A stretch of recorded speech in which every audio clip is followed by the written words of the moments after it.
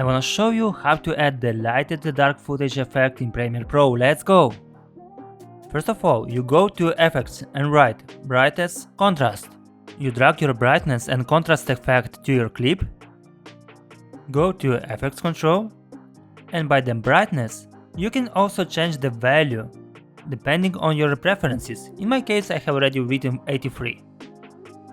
If you check the picture, you can also notice that it doesn't look very well. For this reason, we have another way. Go back to the effects and write lighting. Drag the lighting effect to your video clip. Go to Effects Control, scroll down, open the Light Type menu and change to Directional. As a result, your footage will not only be brighter, but also won't be washed out. Everything is ready, let's see the result. Let's grow together! Put your like and subscribe!